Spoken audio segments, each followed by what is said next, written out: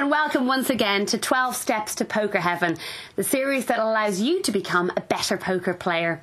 I'm Carmel Thomas, and with me today I have the one and only poker master, Mr. Grub Smith. Hey there, Carmel. How are you today? I'm happy as a clam. Oh, well, thank you for joining us again today. My pleasure. Now, as we all know, over the last few years, poker has absolutely exploded. It's played worldwide in pubs, in clubs, in back rooms and in front rooms as well. In this series, we cover the rules of poker, the art of bluffing as well. And in last episode, we covered heads-up play. Yeah, that's a very important part of the game. Hopefully, if you watch the show, you're going to be a winning poker player, in which case you're going to find yourself playing a lot of heads-up. That's when you get to the end of a tournament and it's just you against one other person for the title. Well, today is the battle of the sciences. Let's find out exactly what that means. That's right, Carmel. We're going to begin with step 9, the psychology of poker. Poker's a mental game. You really do have to get inside your opponent's head to work out what he's thinking and to know what he thinks you're thinking. Sounds complicated, but it is crucial. We'll also have a little section on game theory. That's a very useful skill if you're playing someone who you think is better at poker than you are. Then we'll move on to step 10, the mathematics of poker. Essentially, this is like learning to be a bookmaker, working out whether you're getting the right odds to call or to raise or to bet. Vital if you're going to make money. So, Grub, where exactly does psychology come in when playing poker? Well, it's not a question of being laid out on a couch and looking at Rorschach blots. But poker is a game which does reveal your character. If you're a courageous person, you'll play aggressively, you won't be bullied. If you're a weak and timid person in your real life, you'll probably play poker in exactly the same way. And right. You'll let yourself be pushed around. And watching your opponents and learning exactly which psychological profile they fit into. And remember, it can change from day to day and from situation to situation. Somebody can become angry and play more aggressively. So you have to be observant all the time. But once you've got them taped, then you can exploit that knowledge and get chips off them. That's really interesting, Grub, but how do you stop your opponents from using the same trick on you? You make a good point, Carmel. Obviously, you don't want to be easily read. You don't want your opponents to have an accurate psychological profile of the sort of person you are. So what you do is use smoke and mirrors. You use tactics to unsettle them so that they can't pin you down like a butterfly on a board. Sometimes you'll play a hand really weakly, so they'll think this guy can be picked on. But that's just what's called advertising. Sometimes, again, you might play a hand really badly and actually show the rubbish cards you were chasing a draw with. You don't want it to be a very expensive hand, but just enough for people to get a mental picture of you as someone who's a bit loose, someone who's a chaser, someone who's, frankly, a bit of a fish, by which we mean in poker, of course, an idiot. Having laid the trap, having put the big tempting piece of cheese in the rat trap, you can then play the next hand or the next few hands very, very sensibly, and when you do bet, they're going to think, easy pickings. But nothing could be further from the truth, because, of course, you've moved your psychological profile, and now you're ready to snap the trap shut. What type of psychological devices can you use to get into your opponent's head? Well, they usually involve talking. Now, the first one is to ask people questions. You're looking across at a player, and you can say to him, tell me what you've got. Now, he's not going to tell you what his cards are, but it will. He'll think, well, hang on. And then if you say, I bet you've got a pair of jacks or whatever, he might look at his cards and go, and you'll see fear in his eyes if you've guessed it right. That's one good way of unsettling someone. The next one is to talk a lot, because when people are at a poker table, they're making complex mathematical and psychological decisions. They're thinking about what's happened in the hand, they're working out the pot odds, all the things we're going to learn about today. And if you're yapping away in their ear like a little lapdog, yap, yap, yap, yap, yap, they can't think straight. And that, of course, is going to unsettle them. Similarly, on the internet, you can type stuff into the chat box and they'll look away from their cards and start reading what you've written, and suddenly their time's running out. These little things can give you a tiny edge. The third one, and perhaps the hardest to do, because you might get punched in the face, is to be very aggressive and to be rude to people. There's an American player called Mike Matusow, also another one, very famous player called Phil Hellmuth, who used this to put other players on what we call tilt. They'll sit there insulting the way they play. They'll say, you played that hand so badly, you are lucky, or no wonder you're losing, or if you call this, I'm going to beat you. Again, it's a very aggressive type of poker player, and you probably wouldn't want to have a drink with these guys or sit next to them on a long train journey, but very effectively they put their opponents on what we call tilt. And tilt is when you get so frustrated or angry as a poker player that you forget the correct way of playing and you're just playing on raw emotion. Now, it feels great, you get a surge of emotion rushing through you, but it's not good for your card playing, where you should be as cold and calculating as possible. And what generally happens to players on tilt is that they lose all their chips in a hurry. Let's have a look at an example of this from the World Speed Poker Open with Tony G. Well, I mentioned Mike Madasau and Phil Hellmuth, but the crown prince of the trash talker is this guy on the right, Tony G. He really is a pretty nasty person to sit next to at a poker table. He's always in your ear, always criticising you. We're joining the game here. He has raised 3 hands in a row, scared his opponents off, and then been bragging at them that it's easy money, really trying to wind them up. Now the action comes round to Tony. He's got pocket kings. This is where the trap has been set. He knows he's been goading people. He knows now that when he does bet, they won't think he's got anything. Jack, 3, 4, check. 20. Call. He says he's all in. He's a chip leader who can afford to lose, but it's going to be expensive because Tony G now says, well, actually, this time I was telling you the truth. And what he's basically doing is reaping the harvest of all that winding up he did, all that criticism. He angered Sunbow into making a loose all-in call with the ace-9. I've set you up a lot of times, but you can always hit one. And he's smiling now. He knows he's drawing pretty thin. He'd need another 9 or an ace on the river. Very few outs.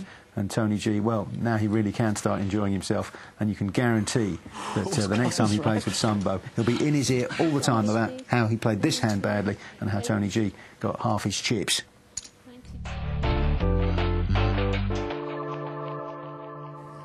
Here we've got a confrontation between 2 of Britain's best players, Dave the Devilfish Elliott and Mark Mr Cool Goodwin. There is Mark sitting down in the dark suit.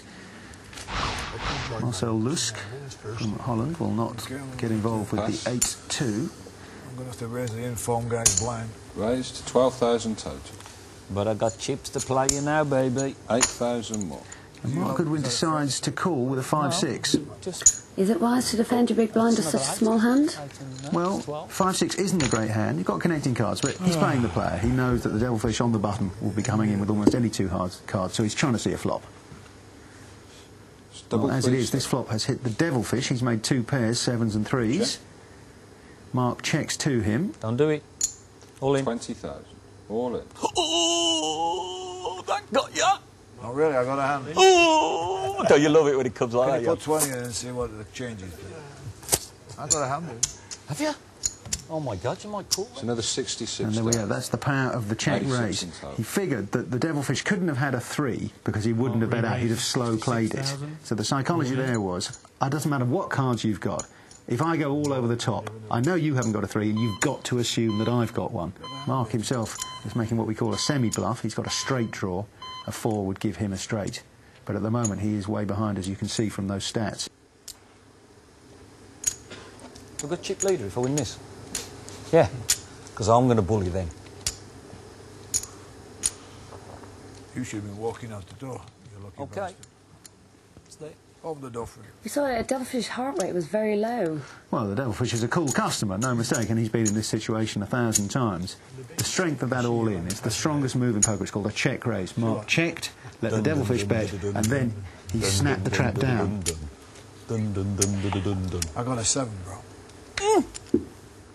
Now, sometimes the trap can be an illusion, as it was in this case. Mark doesn't really have anything at all, apart from a draw. But because the move is so strong, the Devilfish will have to read it for power. His own hand isn't strong enough, and Mark's going to get free money with the worst hand. He's trying to look as calm as possible, smiling away. Unfortunately. 7 good. Do you slow play a pair of 10s or something? I'm not that clever. Oh, you'd have had to raise me with a pair of 10s. I had no idea, actually.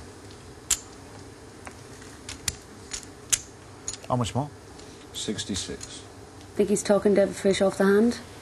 Well, the Devilfish is desperately trying to get some information out of him, but Mark is giving nothing away. And there is no way, I'm afraid, the Devilfish is going to call this. It's a good battle of wills here. The Devilfish suspects something is up, but the bet is so strong from Mark Goodwin. We're seeing, you talk about how psychological a game poker is. You can see the mental strain that the Devilfish, who, remember, is one of our most experienced poker players, is going through there. He was really put through the ringer there. by Mark Goodwin? You know what's making me fold is the fact that you said I got a few chips I can play now, like you probably slow played a big pyramid. Me and my big mouth. Shows the bluff. Now that is a fantastic piece of advertising. Now, Grub, game theory is another extension of psychology in poker. Will you explain that to us? Yes, well, you've got to think in the old days, poker was played by cowboys, and they tended to rely on their burliness and their bravery to win poker games. But then, when it became a bit more respectable, you sort of got the university professors and the smart kids getting involved in poker. And then they developed something called game theory. This was also used in the Cold War to map out possible confrontations against the Russians. It's used in economics as well to work out the best possible way of predicting how things will happen. In poker terms, it's a way of giving yourself an edge against a player you consider to be better than you, or at least using the best possible strategy against you. What you do is you randomise the situation. You take away his ability to use psychology against you. Let's say you and I were having a coin-tossing competition, and you thought, well, I'm better at reading Grub, and I can predict the patterns he's going to bet. I know him as a person. He'll probably say heads 3 times in a row, then tails 3 times in a row. If you were to say, right, because I'm stronger than you, I'm going to offer you better odds. Every time I win, I get £1. But every time you win Grub, you get £1 and a penny. So I'll think, it's a 50-50 proposition. She's offering me better than 50-50 odds. I'll take this. You're secretly thinking, well, in the long term, because I'm better at reading Grub, I'll actually win money.